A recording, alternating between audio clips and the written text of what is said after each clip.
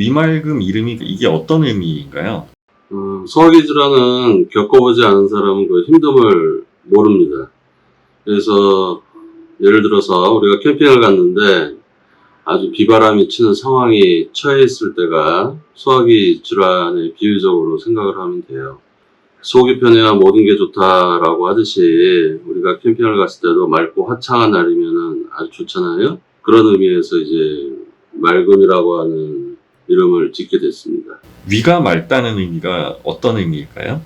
여기서 얘기하는 이제 위는 목구멍부터 항문까지 이어진 빨대와 같은 하나의 관, 소화기관 전체를 의미해요. 그래서 식도, 위장, 소장, 대장 이 소화기관이 기본적으로 해야 되는 연동, 연하라고 하는 기본 운동 능력을 어떤 자세든 어떤 음식이 들어오건 제대로 해야 되는 걸 의미하는 거죠. 환자분들은 어떤 질환 때문에 힘들어 하실까요? 저희 환자분들은 거의 대부분이 안 다녀본 병원도 없고 할 수 있는 건 거의 다 하신 분들이에요. 그래서 이제 마지막이다라고 생각하고 찾아오시는 분들이 대다수인데 식도든 위장이든 장이건 거의 만성화된 환자분들이 골고루 분포가 되어 있습니다.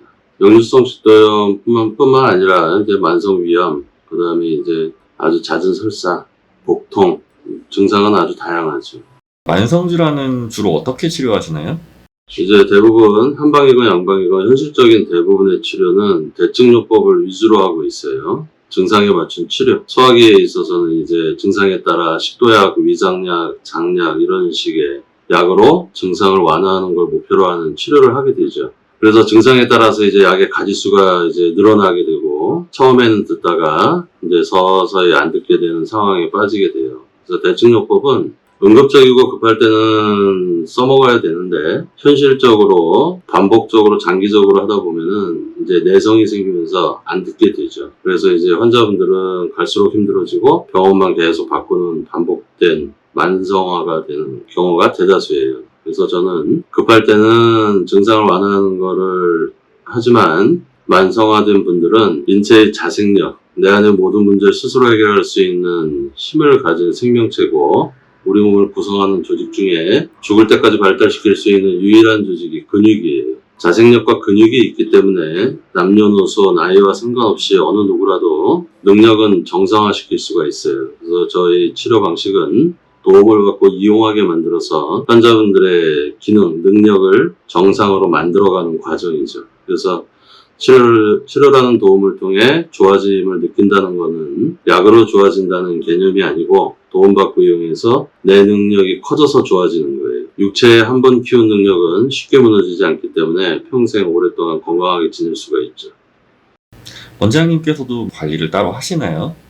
저도 이제 제가 이제 한의사로서 소화기 질환에 집중하는 이유는 이제 20대 후반 때 저도 속 때문에 고생을 아주 심하게 한 적이 있고 그때 이제 소화기 환자분들이 아주 많고 검사에도 특별한 건 없는데 나는 힘든 상황을 호소하는 분들이 거의 대다수라는 걸 알고 그때부터 이제 소화기 환자 위주로 진료를 하게 됐고 그리고 지금도 저는 이제 매일 이제 꾸준히 복용하는 약이 있습니다. 이제 시간 되고 그러면 이제 주말에 한 달에 한두 번 이제 등산도 가고 주로 이제 자전거를 많이 타고 그다음에 많이 걷고 이러는 편이에요. 우리가 이제 모든 운동의 기본은 유산소 운동이 기본이 돼야 되고 이제 유산소 운동을 하게 되면 걷기, 달리기, 자전거, 등산 이런 거는 팔다리를 움직이는 것이고 팔다리라고 하는 거는 우리 몸통에 붙어있는 노와 같아요. 배를 젓는 노. 그래서 이제 팔다리를 움직인다는 거는 몸속에 노를 저어주는 것과 같죠. 그래서 유산소 운동은 내장기관들을 운동을 시키는 것과 같아요. 유산소 운동을 기본으로 해서 체력이 남으면 근력 운동을 추가하고 그런 식으로 이제 눈이 오나 비가 오나 꾸준하게 하는 게 가장 중요한 겁니다. 위말금 한의원의 차별점이 뭐가 있을까요? 이제 보편적으로 사람들은 증상에 매달리게 돼요. 그래서 예를 들어서 어느 세 사람이 있는데 한 사람은 늘 식도 때문에 고생하고 한 사람은 위장 때문에 고생하고 한 사람은 장 때문에 고생을 한다고 치면 그 세 사람의 공통점은 목구멍부터 항문까지 이어진 하나의 관이 기본적으로 해야 되는 연동, 연하 운동이 잘 안 된다는 거예요.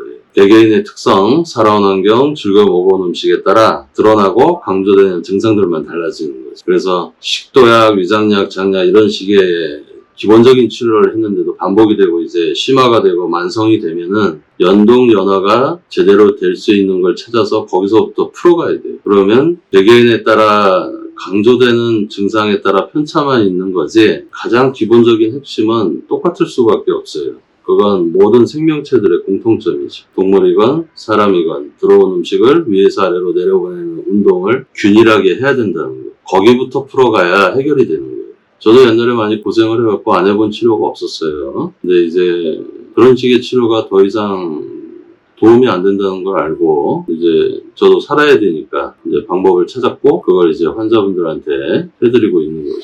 이말금 채널에서 다루실 내용이 어떤 게 있을까요? 인체라고 하는 거는 이제 육체 50 플러스 정신 50이 만나 하나가 된 거예요. 내 마음과 정신을 떠받치고 있는 건 내 육체고 내 마음과 정신을 이제 무등태우고 있는 게 내 육체란 얘기죠. 그래서 몸이 힘들어지면 누구라도 마음과 정신이 흔들리고 심기가 아주 연약하고 예민하고 민감해지게 돼요. 그래서 보통 현실적으로 육체 따로 정신 따로 얘기를 하는데 사실은 육체가 안정이 되고 건강해져야만 그 사람의 마음과 정신이 강해지는 법이에요. 우리 이말금에서 추구하는 궁극적인 목표는 건강한 육체를 기반으로 해서 마음과 정신, 심기를 안정시키는 게 목표죠. 저는 거기에 주안점을 두고 있어요. 그래서 소화기관만 치료를 하는 건 아니에요. 몸 전체를 안정화시키는 게 목표가 되죠. 그래서 어떤 상황에 빠져 있어도 흔들리지 않아야 돼요. 그러려면 일단 육체가 강해져야 되고 그러기 위해선 모든 기관과 조직이 필요로 하는 에너지, 영양분을 만드는 소화기관이 능력 발휘를 이제 제대로 해야 됩니다. 체했을 때 따는 게 이게 효과가 있나요? 일단 인체는 전체적으로 보면 폐쇄로라고 보면 돼요. 손끝, 발끝을 이제 딴다라고 하는 거는 우리가 계란을 이제 위아래 구멍을 뚫으면은 내용물이 쏙 빠지잖아요. 그런 것처럼 손끝, 발끝을 따서 피를 낸다는 거는 응급적이고 급할 때 막힌 걸 뚫어주는 효과가 있기 때문에 급할 때는 활용을 하는 거죠. 효과가 있나요? 예, 계란을 생각하시면 돼요. 원장님 말씀하시는 게 비유가 되게 실적이세요.